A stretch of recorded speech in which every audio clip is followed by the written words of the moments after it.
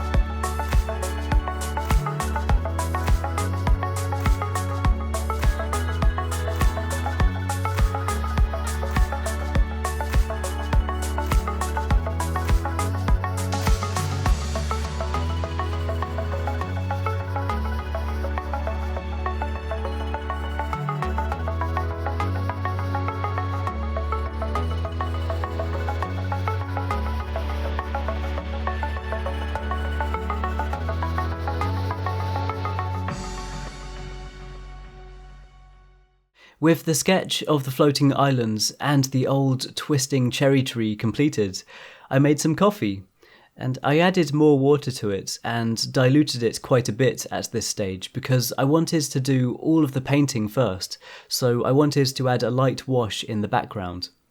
And then eventually, after I'd added that first layer, I got myself a much more saturated coffee and added darker shading to the floating islands, and I made sure to build up layers on the island in the foreground to really darken it. And I also wanted there to be a bit of a gradient, with the darkest shading on the rocks at the lowest point.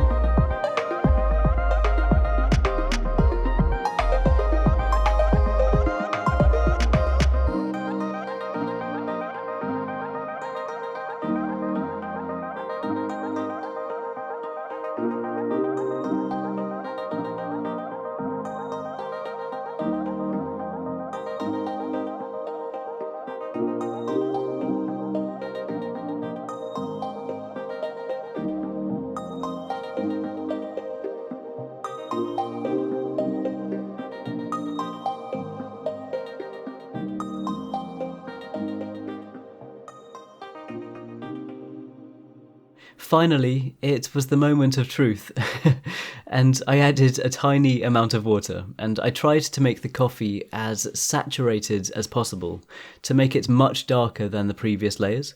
So when I was happy with the coffee I'd made, I started drawing, and it worked amazingly. Like it was so much better and so much darker than I'd imagined was even possible. I tried this with tea in the past, and I could never get the lines this dark, so I was really impressed. For this drawing, I wanted to try and create bold, sharp lines with the coffee, and it actually worked. It was a huge relief to see it working so well.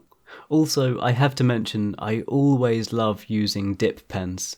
There's something very rewarding about using dip pens. The manual process of dipping the pen in the pot of ink, well, in this case, it's an egg cup with coffee, but I just really enjoy the manual process of adding more ink to the pen, and I can confirm coffee works great as ink. I used 2 different dip pens for this drawing. The one I started with for the tree is quite large. I'd say it's similar, but maybe a bit larger than a regular fountain pen, so I was able to add those bold outlines around the tree. Then I also used a much finer dip pen, the red one you'll see me using, and I used that for the finer lines around the floating islands.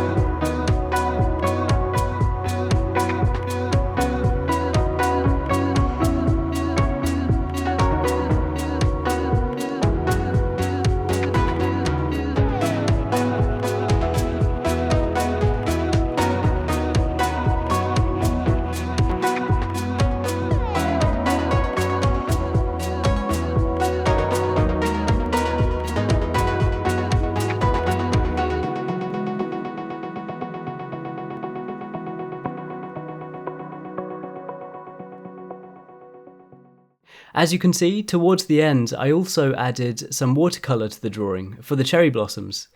I thought this could look quite nice to add a hint of another colour. Then I just continued to sharpen up some of the line work, and after that this drawing was completed. And I was really impressed with how well coffee worked. I highly recommend trying out painting or drawing with coffee. For anyone who enjoys drinking it, myself included, it smells great while you're working with it as well. So please be sure to let me know what you think of this, and also let me know if you have any suggestions for future videos I should try, any art challenges or tutorials or anything at all. Your suggestions really help me out. If you'd like to see more videos like this, then feel free to subscribe to this channel, and any likes or shares on this video are hugely appreciated. If you want to follow and support my art progress, then be sure to check out the links in the description for my Twitter, Facebook, Instagram and Patreon. And once again, thank you so much for watching, and thank you so much for the support. I really, really appreciate it. And I hope you have an amazing day, and I'll see you all soon.